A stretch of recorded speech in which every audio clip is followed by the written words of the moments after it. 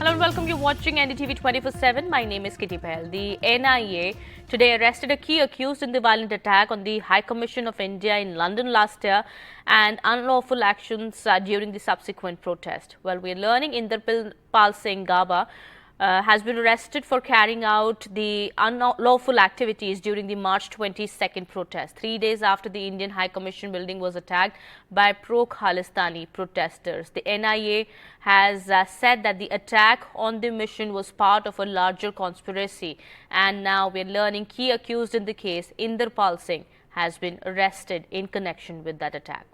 Well, my colleague Neeta gets us more on that. As you were mentioning, the key accused has been arrested. NIA had gone to London also, and upon their return from London in India, they had shared videos and photographs of 45 suspects in public domain, along with an appeal to help and identify them. NIA also claims that the Research Analysis Wing and the Immigration Department also helped them. 850 calls were traced, and by then, this accused was identified. His name is Inderpal Singh Gaba, a resident of Hounslow in UK. He has been arrested for carrying out unlawful activities during the protest. NIA claims that the investigation in the case so far has revealed that the incidents of London on 19th of March and 22nd of March last year were the parts of the larger conspiracy to unleash vicious attacks on the Indian mission and its officials. However, the probe is going on. But this is a key arrest. Inderpal Singh Gaba is the first arrest in the case. All right, we'll keep an eye on the developments there. Meanwhile, the Delhi civic body elections scheduled to be held tomorrow, that is April 26, were postponed as the presiding officer was yet to be nominated. The MCD notice says that this also comes after LG VK Saxena had written to Municipal Commissioner saying that he does not deem it appropriate to exercise his power as administrator to appoint the presiding officer in absence of inputs from the Chief Minister. Well, Chief Minister Arvind Kejriwal is currently lodged in Tihar jail in connection with the excise policy case. A later date for holding the elections is yet to be issued. The LG said till then, the incumbent mayor and deputy mayor will continue to hold their positions. Well, the Aam Aadmi Party meanwhile has alleged that the LG office has cancelled the April 26th mayoral polls of MCD.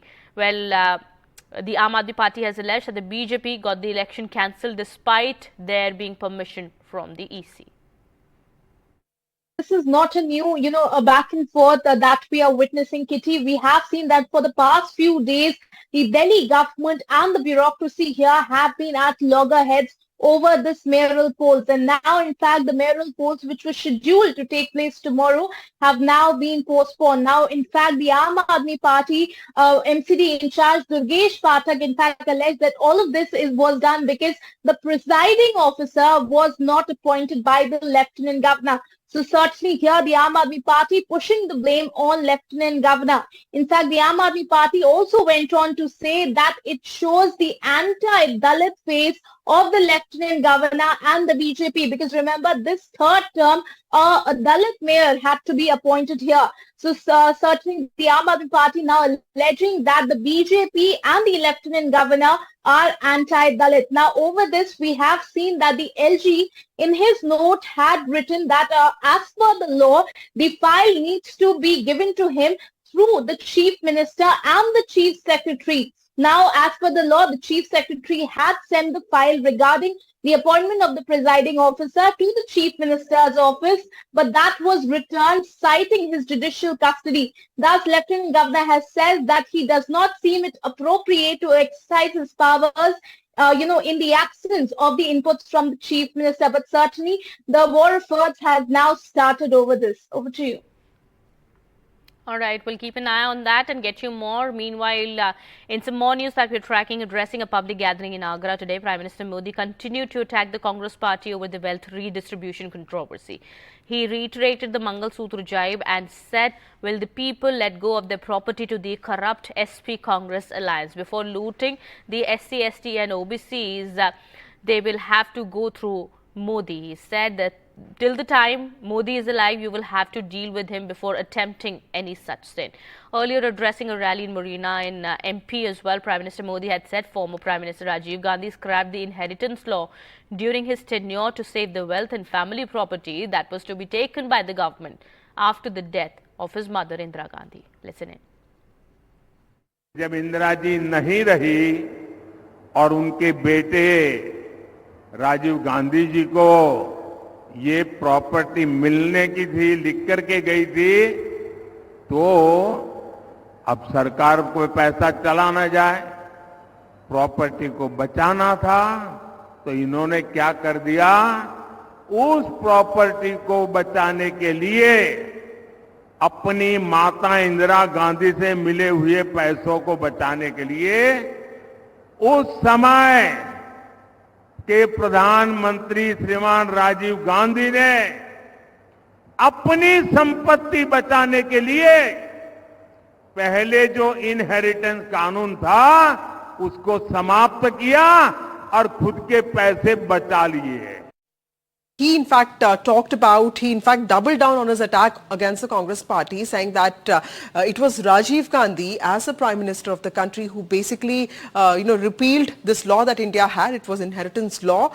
This was when his mother Indira Gandhi died, and he wanted to preserve and protect his family wealth and 4 generations old wealth, and he wanted to protect that. He wanted to preserve that for the family, which is why he sort of revoked an Indian law. And this is what the Prime Minister said today, and said that the Prime Minister, he himself, Narendra Modi, is going to stand as a wall between the people and the Congress party. That he said, yesterday he talked about this LIC slogan. He said, ki, marne ke baad bhi. So he said that this party is out there to loot you, and I'm not going to let that happen. And there's another point that he said. He again basically aggressively focused on these charges that he has been making against the Congress party of appeasement of Muslims. And he said that in the state of Karnataka, several Muslims have been classified as OBC to help them get reservation, and this is something that his party is completely against. So this is the Prime Minister doubling down on this certain rhetoric that was creating divisions that was aimed at in some ways strengthening the Congress party's narrative and reaching out to the poor people of the country, saying that we are here to provide justice. So this is the Prime Minister's way of sort of strengthening the BJP's narrative, and of course talking about his own party's welfare schemes. Well, the issue doesn't seem to be dying down anytime soon, with the Prime Minister also stepping up his attack on the Congress party. Meanwhile, the Election Commission took cognizance of the alleged MCC violations by PM Modi and Congress leader Rahul Gandhi today. The poll panel has sought response from both Congress and BJP presidents by April 29. The Election Commission issued notices to the BJP and the Congress presidents asking them to respond over the remarks made by Rahul Gandhi and Prime Minister Modi. This is by April 29th at 11 a.m. on Monday. They will have to reply. In its 2-page statement issued by the EC, it said that star campaigners contribute to a higher quality of discourse, which sometimes gets distorted in the heat of the contest at the local level. Remember, the BJP had filed a complaint few days back saying that Rahul Gandhi was trying to create a north-south divide in the country. The Congress, meanwhile, had complained over Prime Minister Modi's speech in Banswara in Rajasthan, where he had said the Congress plans to redistribute the wealth to people of the people to infiltrators and to those who have many children. Meanwhile, Congress leader Mallikarjun Kharge has written to PM Modi requesting a meeting with him to explain the party's Nyay Patra. In his letter, Kharge expressed concern that the Prime Minister was receiving incorrect information from his advisors, which was not aligned with the Congress manifesto. He has written, "You are being misinformed by your advisors about things that are not even written in our manifesto. I would be more than happy to meet you in person to explain our Nyay Patra so that as Prime Minister of the country, you don't make any statements that are false." Alright, shifting our focus now to some more news that we've been tracking today. Samajwadi Party Chief Akhilesh Yadav has filed his nomination from Kannauj in the 2019 general elections. Remember, BJP's Subrata Pathak had defeated Akhilesh Yadav's wife Dimple Yadav from Kannauj. In a last-minute switch, the party has fielded Akhilesh from this seat. Well, Kannauj has been Samajwadi Party's stronghold. It has been won by his father Mulayam Singh Yadav and also his wife Dimple Yadav earlier, till the BJP's Subrat Pathak won it for his party in 2019. Kannauj के लोगों के बीच में मैं हमेशा बना रहा, चुनाव के समय पर या और किसी सुख दुख में या किसी कारण किसी कार्यक्रम में आना होता था, हम लोग आते थे। मैं ये सोचता हूँ पॉलिटिकल पार्टी के लिए और खासकर जो नेता राजनीति करते हैं उनके लिए हर इलेक्शन उनके लिए एक परीक्षा होती है। तो मैंने ये सोचा कि जब मुझे जाना ही है चुनाव में तो मैं अपने लोगों के बीच में जाऊं जिन लोगों ने मुझे कभी इतना बड़ा सम्मान दिया हो। All right. Well, we've also spoken to BSP Chief Mayawati's nephew, Akash Anand. He's spoken exclusively to NDTV and has talked about the 2024 elections as well as the BSP campaign in UP. Listen in.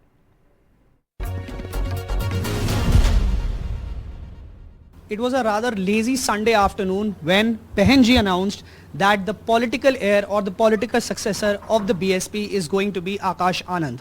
By then, Akash Anand had already laid his boots on the ground, and now today he is joining us to talk us about the Lok Sabha campaigning that he is doing. Akashji, you've already started the Lok Sabha campaigning. A lot of people see it as a done deal for the BJP. A lot of experts say that it is a done deal for the BJP. But you are there on the ground with your fiery speeches from Nagina, and today also we saw. So what is the vision and your objective regarding this? For people who assume that it's a done deal for BJP, I think they're highly misunderstood. They're out of reality touch. If the government has failed to provide jobs, if the government has failed to provide opportunities for the middle class taxpayers, I think it's a big issue that I think the central government has missed on big time. Talking about free ration or free food system, that is also a big challenge. If they think that by giving free ration or no jobs and then only giving nice fancy names to new policies every once in a while is going to secure them a parliamentary win, I think they're highly mistaken. Your recent, you started your campaign from Nagina. Yeah. And the speech went completely viral. A lot of people did relate to it and it was shared a lot on social media as well. But I would just like to ask the strategy behind it. Why did you choose Nagina? Because there is Chandrasekhar also from there who is sort of entering the similar political structure. What do you have to say about that? See, Nagina as a seat, it just happened to fall on our calendar list in that manner. It's something that Lucknow ma'am Benji takes care, plans all those strategies out for a lot of people across the party. Who is going to start campaigning from where? So it was just part of the strategy. It's nothing to do with Chandrasekhar or anybody else. Are you planning to fight the elections yourself in the future? And second, how do you plan to strengthen the party cadre now? See, strengthening the party cadre is going to be simply filling up the positions that are vacant in our end. We have 50% positions reserved for youth. So we'll be targeting all the youths who have been looking for opportunity to create a name for themselves in the political sphere. And as far as I am concerned for fighting an election, that is off the tables at the moment. All right. With that, it's time for a short break. More news and updates continue on the other side. Stay tuned.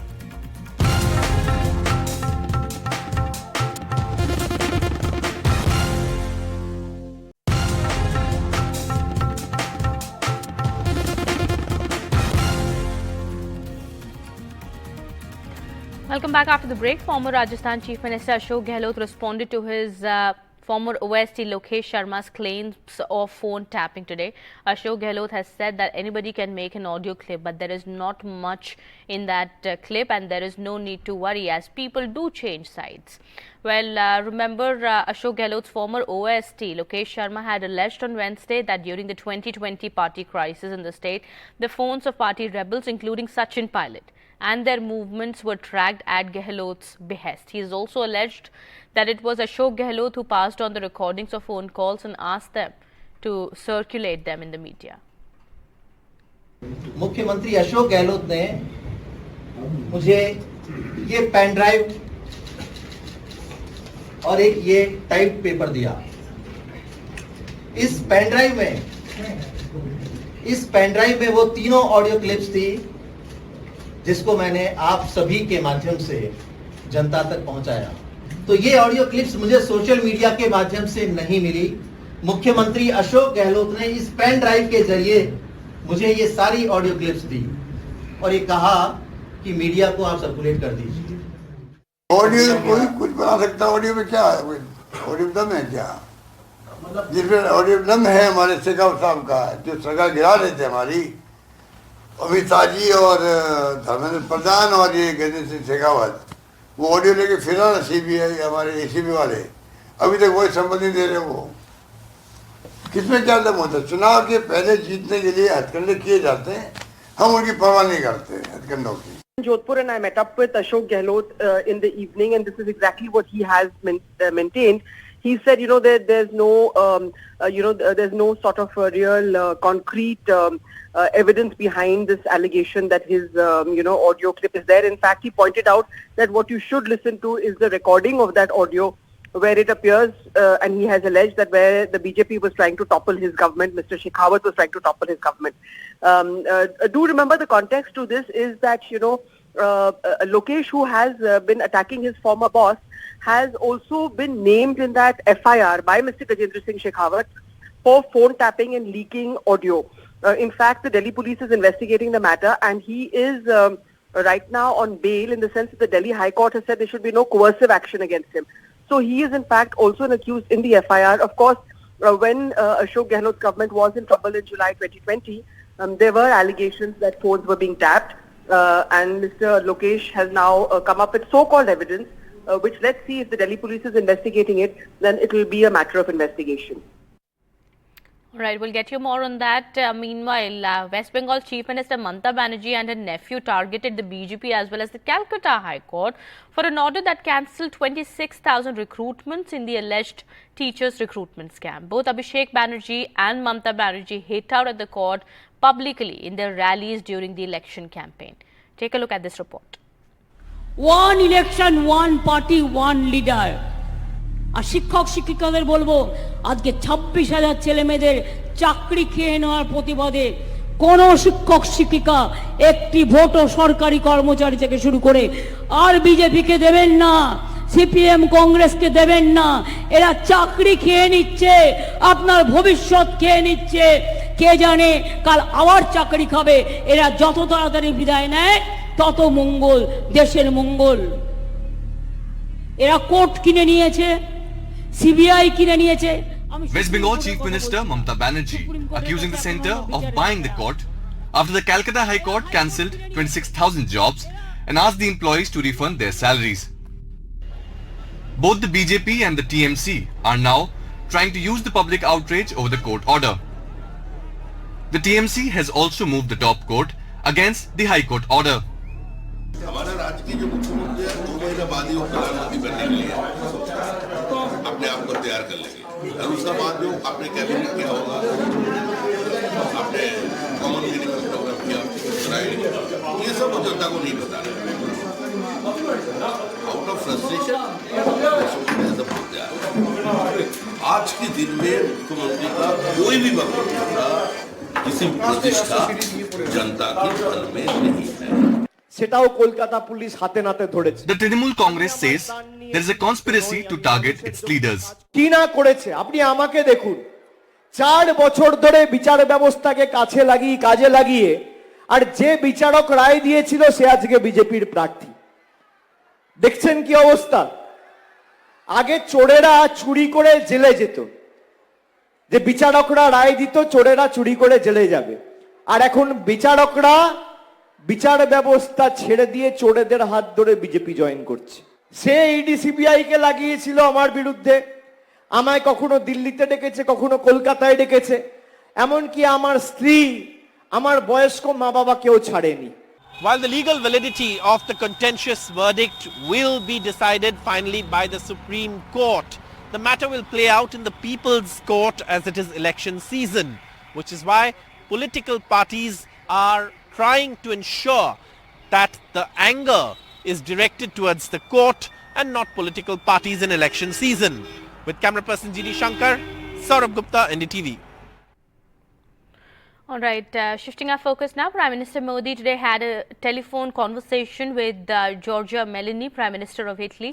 PM Modi extended his greetings to PM Meloni and the people of Italy on the occasion of 79th anniversary of the Liberation Day. He thanked PM Meloni for the invite to the G7 summit outreach sessions to be held in June 2024 in Italy. Well, the leaders also discussed taking forward the important outcomes from India's G20 presidency, especially that support the Global South at the G7 summit under Italy's presidency.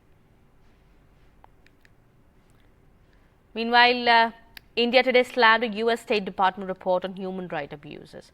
The report is deeply biased and reflects a poor understanding of India. We attach no value to it and urge you to do the same. This is what the MES said. The report was earlier released and spoke of the ethnic conflict in Manipur, disappearance of people in Jammu Kashmir as well. Listen in. Regarding State Department report, this report, as per understanding, is deeply biased and reflects a very poor understanding of India. Well, on that note, it's time to wrap this edition. Thanks for watching.